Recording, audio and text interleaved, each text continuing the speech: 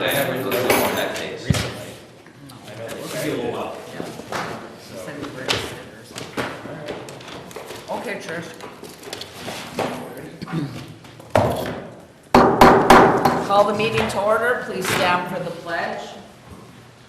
I pledge allegiance to the flag of the United States of America and to the republic for which it stands, one nation, under God, indivisible, with liberty and justice for all. Roll call, Trish. Mrs. Brew? Here. Mr. Kramer? Here. Mr. Menegini? Mr. Marraro? Here. Mr. Pop? Here. Do I have a motion to excuse Mr. Mangini? Motion to excuse Rico. Stole my pen. I had to support. Same pen for 7 years. I did. Can you give me a pen too? I don't know. Mr. Kramer? Yes. Mr. Menegini? Oh. Mr. Marraro? Yes. Mr. Pop? Yes. Mrs. Brew? Yes. We're gonna move on to the approval of the agenda. I just have one change. We're gonna put item number 2 to number 1, and then 1 to 2. I make a motion we approve the agenda with the change of alternating item 1 and 2. Support. Mr. Marraro? Yes. Mr. Pop? Yes. Mrs. Brew? Yes? Mr. Kramer? Yes. We'll move on to the approval of the minutes of the regular meeting of November 22nd, 2023. I make a motion we approve the minutes of regular meeting November 22nd, 2023. Support. Mr. Pop? Yes. Mrs. Brew? Yes? Mr. Kramer? Yes. Mr. Marraro? Yes. We'll move on to the approval of the manifest 2023-22. Scott, did you have any questions? I have nothing for tonight. I have none, thank you. None. Do I have a motion? Make a motion we approve manifest 2023-22 in the amount of $273,969.84. Support. Mrs. Brew? Yes. Mr. Kramer? Yes. Mr. Marraro? Yes. Mr. Pop? Yes. Anyone in attendance wishing to address the council on any item of interest shall do so now at the podium. State your name and address for the record. Comments shall be limited to 3 minutes. Anyone in attendance wishing to address the council on an agenda item only shall do so now at the podium. State your name and address for the record. Comments shall be limited to 3 minutes. We have none. We'll move on to appointments, announcements, presentations. Item number 2, city property proposal, real estate purchase agreement. So this is a year or so in the making. We started this process a while ago, and I'll have Grant kind of help me with this as he sort of took the reins on this in my absence over the last 2 weeks. But we do have a purchase agreement with Mr. Peterson for the parcel next to his business, Redline. We were bringing you an offer of $8,500, which is up substantially from his original offer. In the conversations with all of you, we felt that that was getting to a fair amount for that particular piece of property, considering the setback requirements and what it may or may not be usable for. We had a discussion about some legal easements for utilities that has been resolved. That is no longer a concern or an issue. The only thing I'll kind of add to this is I did order a new certified survey map done due to the fact that we found the one that we had on file that we had predicated this purchase on was just done poorly that when the city ordered it. So it was our survey that was ordered years ago. It was done poorly. I feel like that was our responsibility to make that correction. So that is the initial cost that the city, I believe, should cover in that circumstance. Grant, is there anything you would like to add about the specifics of the purchase agreement and how that was written up? Yes, very briefly, I had a chance to meet with Mr. Peterson, the proposed purchaser of this property, and also a business owner here within the community. As the City Council recalls, I think there was a proposal that was made some time ago that we got this process started. I met with Mr. Peterson, had a very good meeting with him. I'm not able to read minds of the council, but I also understood, based upon the council's comments, that the original proposed purchase amount was insufficient. However, we're willing to listen to counter proposals or additional proposals accordingly. I did meet with Mr. Peterson. He agreed to increase his offer to the $8,500 as noted. The purchase agreement reflects that. It is a little bit different than one of my standard purchase agreements because of the amount and because at Mr. Peterson's request, we really pared it down. He is requesting it be done without a title background on it. It's his request to get a quick claim deed and reduce costs accordingly. And sometimes some of those additional costs that come along with property acquisitions. I wanted to keep this as efficient as possible. So as you note down at the bottom on page 1, the $8,500 would be is the full amount of the proposal. It's all inclusive, the additional costs that he would have. We would sign the deed over to him. He would sign the easement, and then he would file the deed accordingly and pay the filing fees arising out of it as well. So it is a relatively bare bones proposed purchase agreement. The survey that was referenced by Mr. Stoltman, there was an old survey that my understanding was the basis for this over the last number of months. Once council gave the green light to take that next step to get further into these discussions, started preparing the purchase agreement, the deed, etc., and realized after a review of the survey that it just was inadequate, inaccurate, and there was some, in the nuanced language, one of the paragraphs, it didn't close the description, if you will. I spoke to Mr. Pip, who we've used in the past as a surveyor, and he looked at it and agreed quickly, and so that was the background for Mr. Stoltman's reference to the new survey. So that has been completed, and the real estate agreement, a lot of times as well, council has requested that in some of the residential lots, that there be certain time frames in which buildings would go up. My understanding of this parcel is it's not that's not designed. That's what it's not designed for. The intention, I think, it's been used as boat storage at this point. So that requirement or a time frame for building with a reverter language is not included in this. Also, there's easement reservations regarding utilities that we would normally put in. That is also included in the agreement. So their easements are reserved as well. So the purchase agreement is relatively bare bones, straightforward, and it would be an $8,500 total purchase price proposal. And that is the new survey in there, Yeah. I take it. And that took some time. There wasn't a lot of information in our records on that property when it was subdivided how many years ago. So Mr. Pipp and I spent some time in our records in the basement trying to locate as much information as we could to come up with a good survey.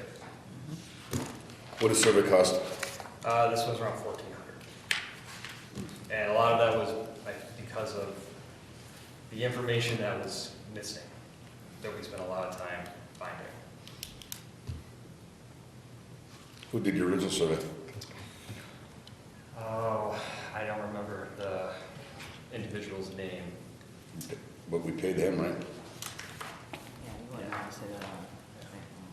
I mean, I don't know when it was done, but this was done, I think, several years ago. I think it was early 2000s, perhaps.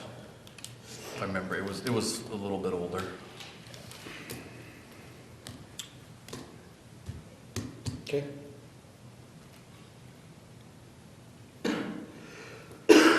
Do I have any other questions from council on this? Do I have a motion?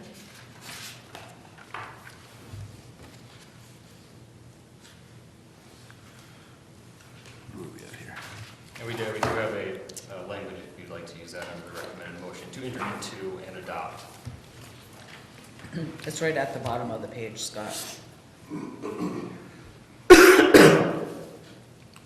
I make a motion, we approve the sales of parcel, whatever it is on Lake Drive, to Ben Peterson for $8,500.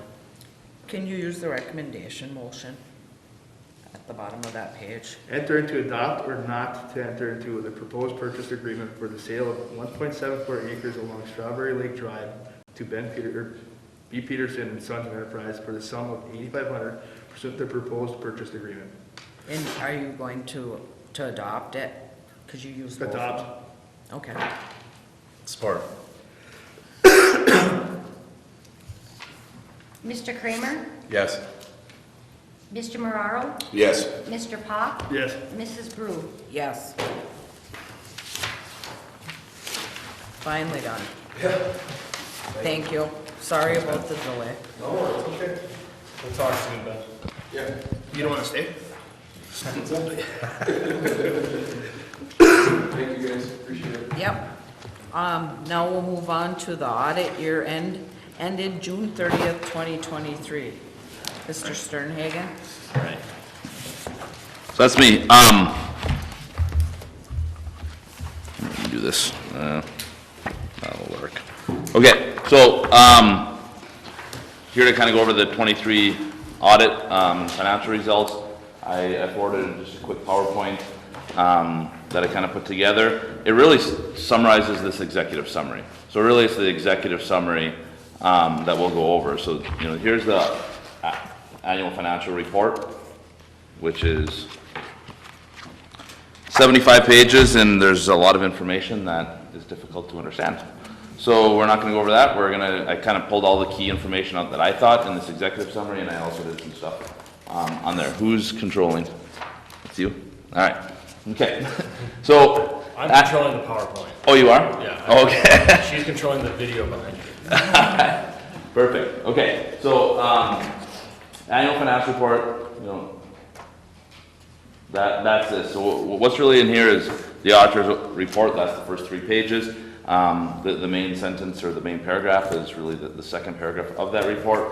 It says that the financial statements are presented fairly, materially, and they're materially correct, and that's what we believe to be. So that's the most important paragraph. Unmodified opinion, highest opinion that the city can receive from an audit firm. It has all the required financial statements and footnotes, all the required supplementary information, and other supplementary information, along with any findings with it. So that's all what's in here. Again, there's a lot. If anyone really wants to know everything, please let me know, and I can schedule time, but I don't know if you do. Next slide. 2 findings. There's a finding because everything that goes into doing this, we prepare it, so we have to disclose that we prepare this. The city does approve it. Once we are done, we sent the draft to Dan and Natalie, and they reviewed it back to the city's records to make sure that they believe everything in here to their understanding is correct. But because we prepare it, we are required to disclose that. That is in pretty much all of my governments that I do. I think all but 2. So, and both of them have CPAs on staff. So that's that. Adjustments to the city's financial records. When we come in and do the audit, we were here for about 3 days, I think, 3-4 days. We were scheduled all week, remote a couple days. We did come in and we really only had 1 journal entry that I felt caused that. The previous, and it was a significant deficiency in internal control. The previous year it was material weakness because there was a lot more, some prior period adjustments and some more. So what I want to say is there was 1 small one, and it had to do with the ARPA money, and it wasn't, end of the year, end of the day, the fund balance would have been correct. It was just a misclassification of revenue. So in my mind, the audit went very well. Natalie did a fantastic job. A lot of my clients have this finding, and the one I'm working on right now, or just I met with yesterday, they had a material weakness, and I see that finding going away. It was like a one-time revenue that you used for your meters, just a misclassification of how to record that. But like I said, that's what drove that one. Like I said, you had 1 journal entry where I think last year you had 22, 23, and then some prior period adjustments. So again, from my take, everything was done very good. And I know it was Natalie's first year, but, you know, I thought she did, and our whole team thought she did very well, so. We did have one other internal control recommendations. I did meet with, Dan, was that yesterday I met with you? I don't remember. Monday, maybe? It was Monday. And then I met with Candy and Natalie last week. Was it Monday? I think It was Monday. Yeah, yesterday was in Eagle River. And there was one just small recommendation that I made regarding approval and the process through the journal entries, how they're recorded, how we feel like we can strengthen internal controls. Feeling like the city has enough staff, especially staff that know BSNA, your accounting system, that the city could do something a little different and strengthen your internal controls. So I went over that with everybody. So okay, all right. So then I was going to kind of get into the financial results, and I'll try to go through it fairly quickly. You guys already had Grant give you a lecture, so I'll try to keep it quicker than him. And if anyone has any questions, please just ask as I go through this. I'm going to kind of start with your utilities, and then we'll work into the governmental funds. But did anyone have any questions on the stuff I went over already? Okay. So your utility funds are on a full accrual basis. That includes depreciation, which is really a non-cash item, and then you have your pension expense in there as well. So I'm going to go over the financial results, but then at the end, after this, I'll go in each utility what happened in cash, because that's the main thing. What happened in cash? Okay, so you can see from your water operating results, revenues pretty comparable to the previous year, over $1 million. Your expense is $657,000, bringing your operating income to a positive $360,000. Your operating expenses did dip a little bit in 2023. You have various interest income, interest expense, in the other items there, bringing your income before contributions and transfers to a positive $268,000. This capital contribution of $130,000, that's the ARPA money that you use to replace the meters. So that's kind of one-time money for the capital contribution, because you use that grant money to fund capital. And then you have a small transfer in it from your sewer, and then your transfer out to the general fund of $175,000. Bringing your change in that position to the water utility to a positive $260,000. Comparing that to the previous year, it is up about, let's say, $170,000. And due to this capital contribution right there for using our money for the meters. So your water utility had a good year.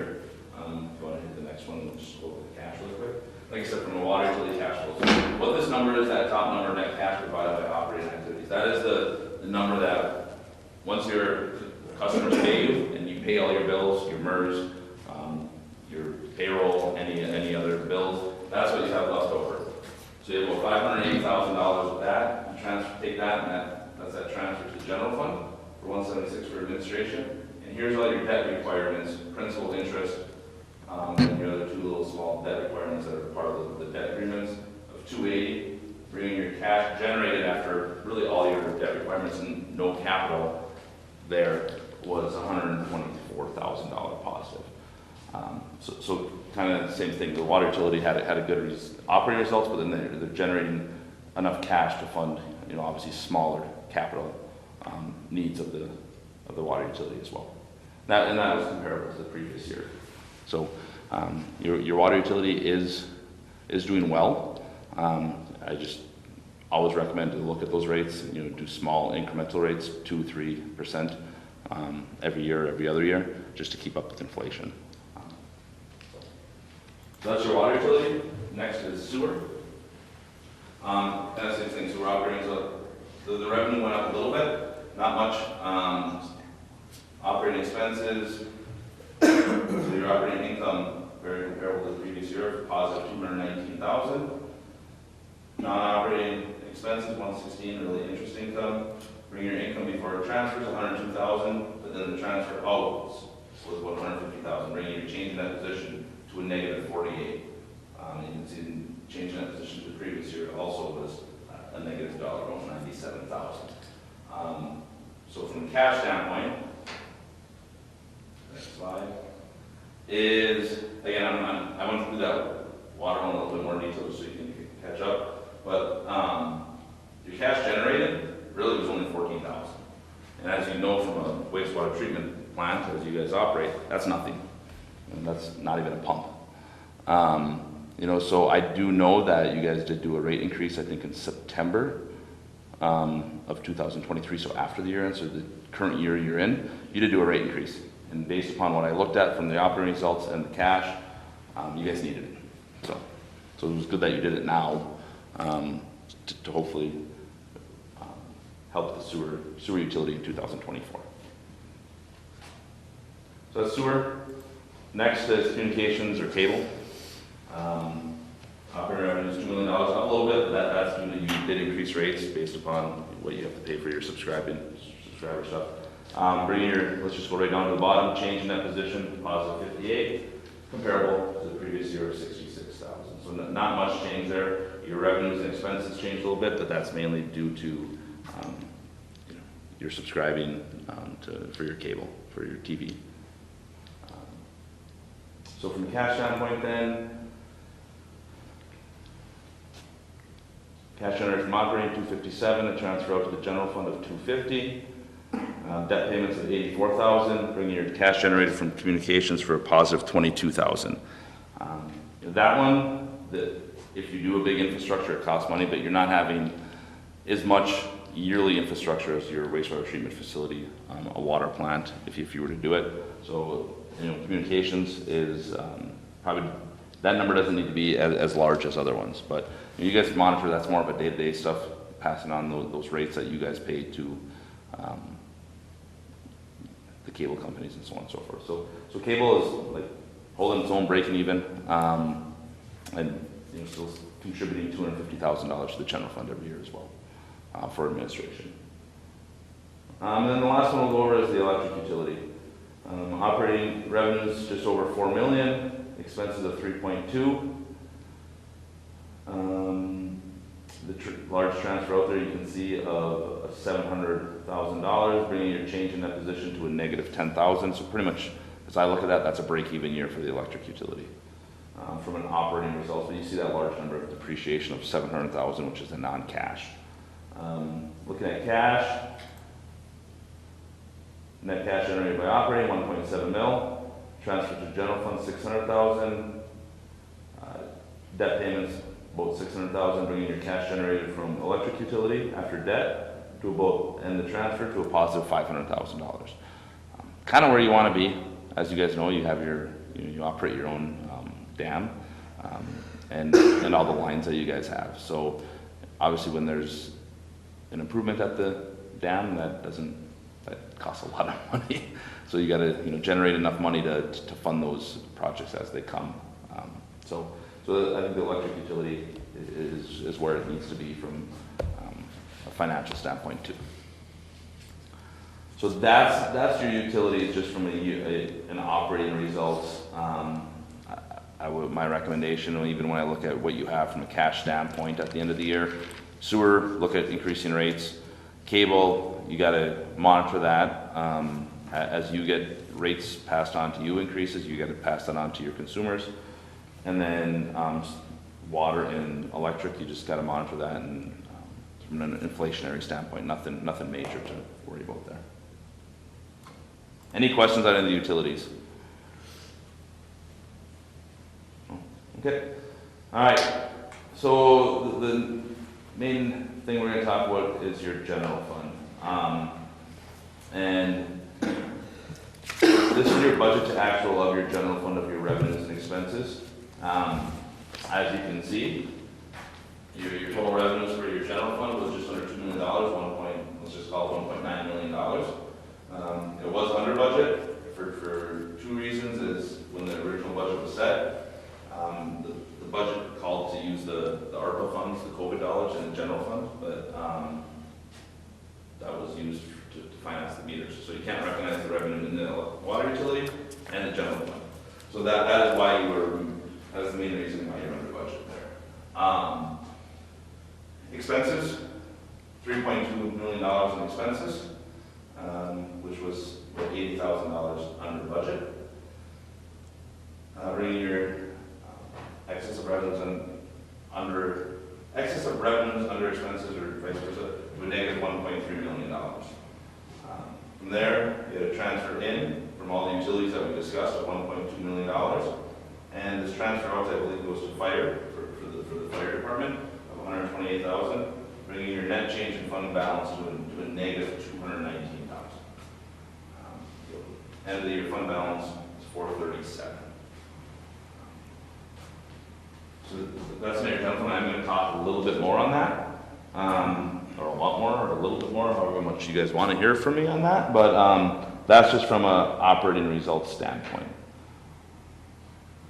The next slide shows a 5-year snapshots of where your fund balance have been.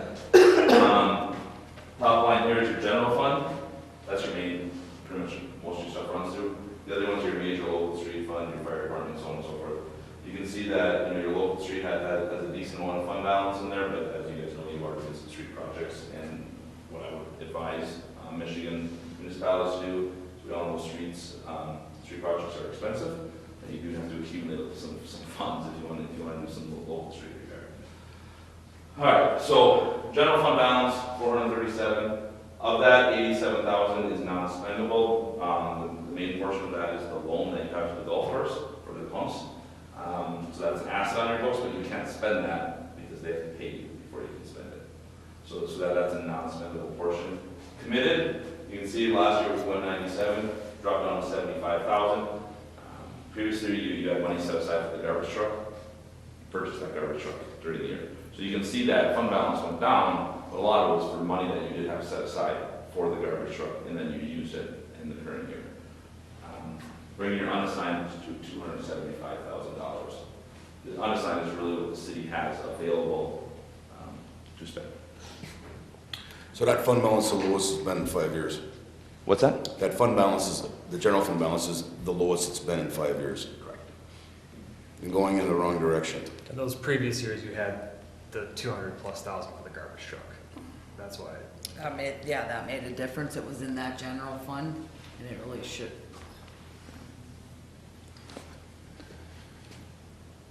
So bringing your total governmental fund balances of the city of $1 to $1.6 million.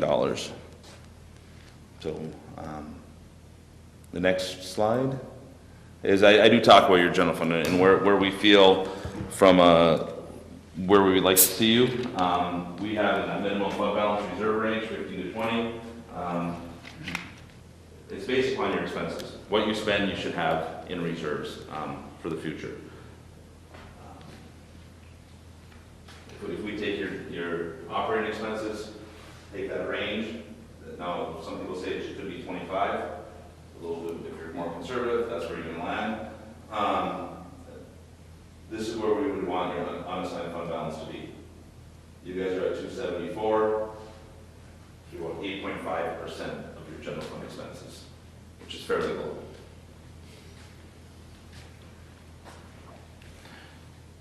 Now, part of those expenses is your garbage that you're looking at carving out, making a special revenue fund. But I will say also, if you're looking ahead, if you're looking at your 24 budget that was just passed,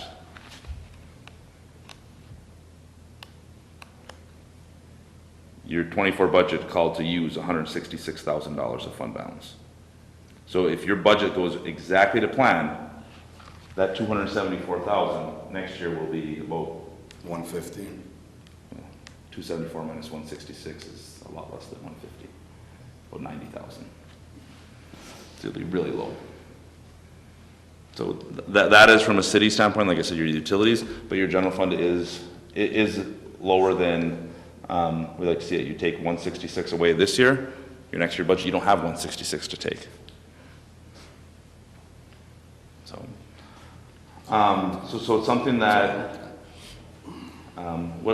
What's my next slide? I don't remember. I looked at that this morning. Okay, so that's a graph showing, kind of that the table there. But now you can see it in the graph where that general fund balance is going. So you have some time, but you probably have to look at, how do you solve this? Okay, your MERS payments aren't going away. That's what you have. Revenues. Tough to increase a lot of your revenues, so you have to do other things. You have to have special millages, raise your taxes, none of the conversations you want to have, or do you have to cut expenses, cut services? You know, a lot of your expenses in the general fund is MERS. What did we calculate that at? 600,000 a year in just general fund. Just general fund. So, you know, that's not going away. So you have some time, but you know, let's just call it 5 to 6 months in the current year. And you're gonna have to be looking at that budget. You know, hopefully you have some excess revenue that comes in. But, you know, there's just something to look at for your 25 budget. It's not, you'll make it through this year, but you have to look at how you're gonna provide services, or how to gain additional revenue sources in your general fund, in the future. Scott, I have a question Yep. for you, or a comment. So the money that we got from the state for MERS did not change our payment? No. So that raised you up to 60% funding, but your annual required contribution stayed the same. Yeah, I just wanted people to understand Yes. that. Yeah. Yeah, so what that did was, so instead of our obligation ending in, say, 2040, it'll end in 2037.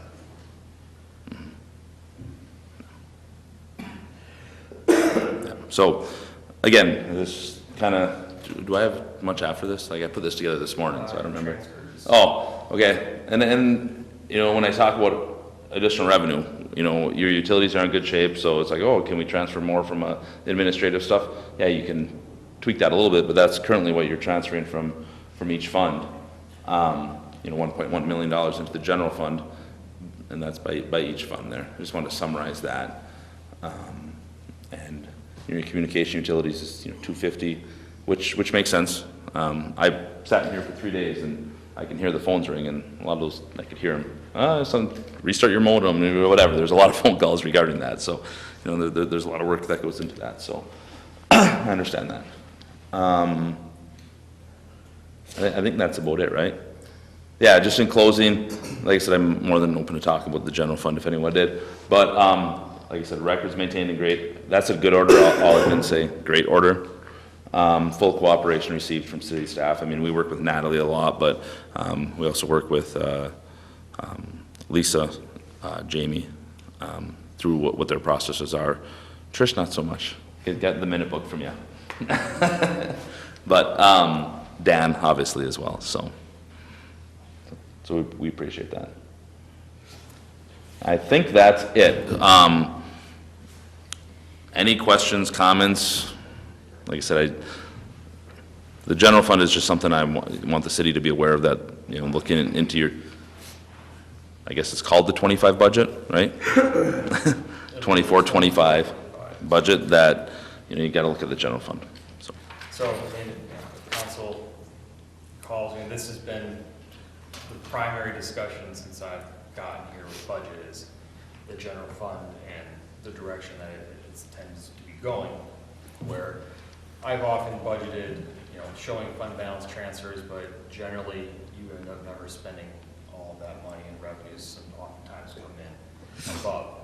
What I've seen so far is that's not necessarily been the case.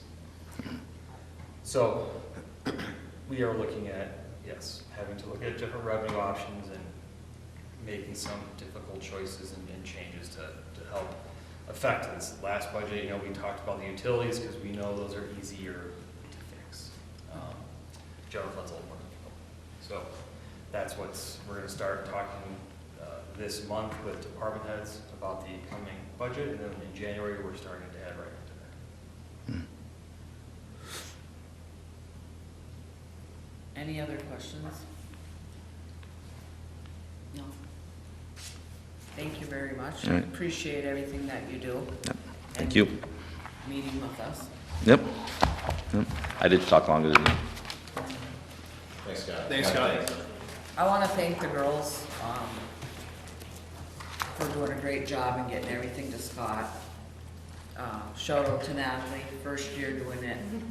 Thank you. And everybody else that helped in the office to get this done.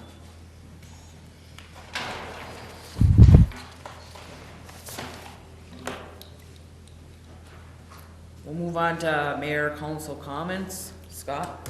I have nothing for tonight. Brett? Yeah, nothing. Jeff?